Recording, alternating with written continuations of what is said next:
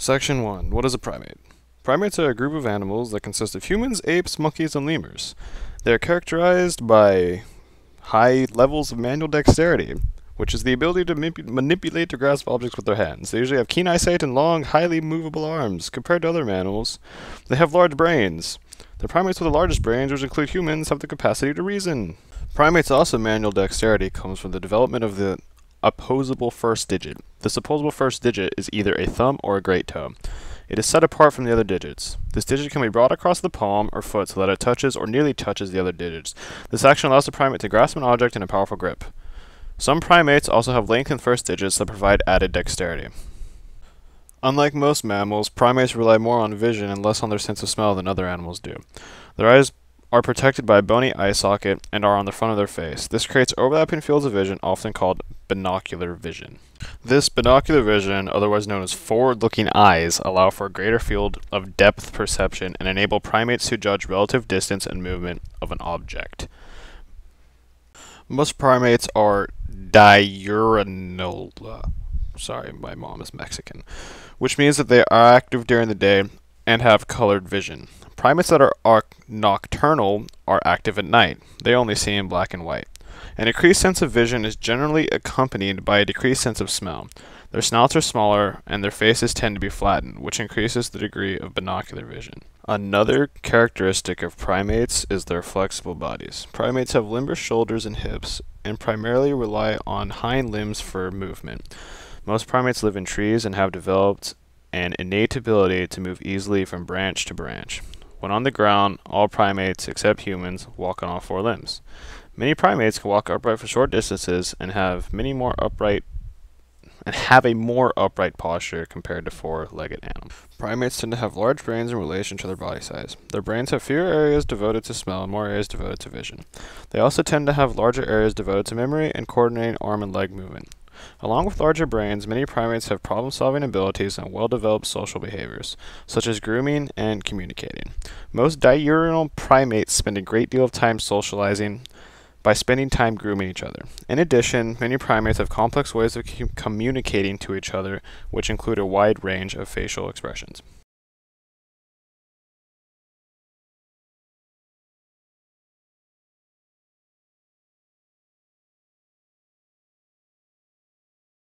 Sit down and shut up. Sit down and shut up. Sit down and shut up. Sit down and shut up! Sit down and shut up! Sit down and shut up! Sit down and shut up. We are back!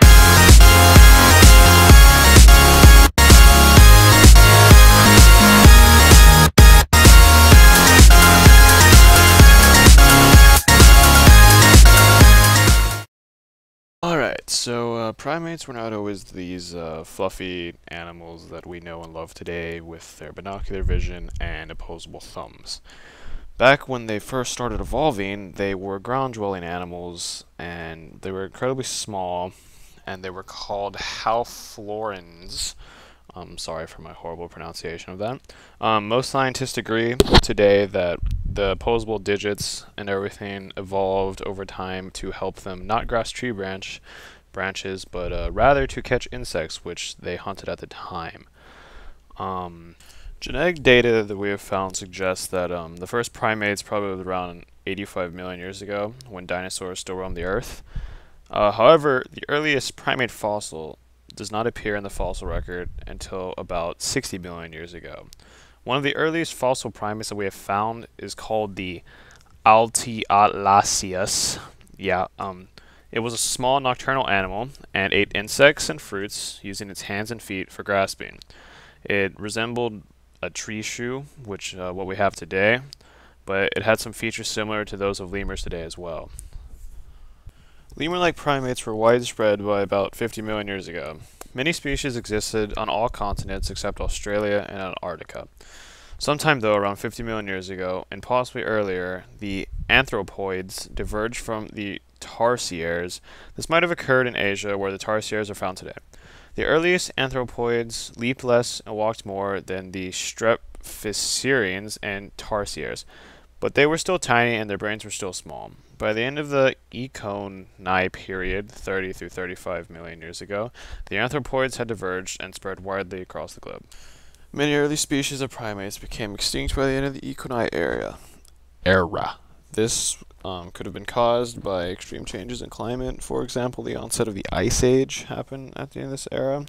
Also, many scientists speculate, due to fossil records and such, and trends that we see today, that the anthropods of this time might have outcompeted some of the smaller stepharines for resources.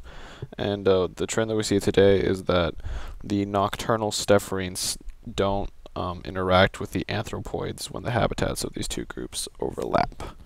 The end of the Equine era also saw the appearance of the first monkeys. Early monkeys had larger brains than their anthropoid ancestors, and their eyes were more forward-looking, the binocular vision that we talked about earlier. Their snouts were less pointed, and they relied less on smell and more on vision. Scientists think that the New World monkeys diverged from the line that gave rise to the Old World monkeys sometimes between 35 and 25 million years ago in Africa. While the Old World monkeys continued to evolve in Africa, the New World monkeys developed distinct characteristics in South America. By this time, Africa and South America had separated into two continents. There are many different theories on how monkeys got to South Africa, some of them being that they drifted on rafts made of soil and grass, kind of like how lemurs drifted from mainland Africa to Madagascar.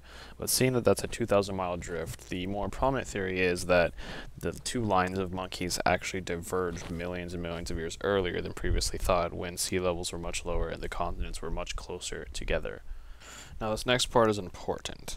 In Africa and Asia, the anthropoids continue to evolve. Many fossils have been found in a site in Egypt called the Fayum Basin. It is a desert now, but back 36 to 31 million years ago, it was a tropical rainforest. Many species of anthropoids have been found there. The largest among them was the Egyptopithecus, often called the dawn ape. Most scientists hypothesize that this arboreal animal, which was the size of a domestic cat, is ancestral to the great apes. We come from great apes. So everything from monkeys, orangutans, gorillas, chimpanzees, and humans split off from this animal. So humans are classified under the genus Homo. The first undisputed member of the genus Homo is called Homo habilis, or handyman, because of its association with primitive stone tools. The species lived in Africa about 2.4 to 1.4 million years ago, and he possessed a brain average of 650 centimeters cubed, about 20% larger than that of any other species on the planet at the time. The next major leap in human evolution is Homo erectus. Homo erectus lived between 1.8 million and 400,000 years ago and appeared to evolve from a species called Homo ergaster. While some scientists consider Homo erectus as a single species, Homo erectus appears to have evolved traits that the early African species did not have. Members of the species seem to have been more versatile than their predecessors, which means anyways, they used a variety of tools, are thought to be hunters, and also are the first to use fire. The transition between Homo erectus and Homo sapiens, which is us, is appeared to have taken part incredibly slowly. There's been many transition species that have been found, but we're still missing that so-called link that directly links us to them. But with the amount of evidence we have, we can pretty much say that we did descend from this line of creatures.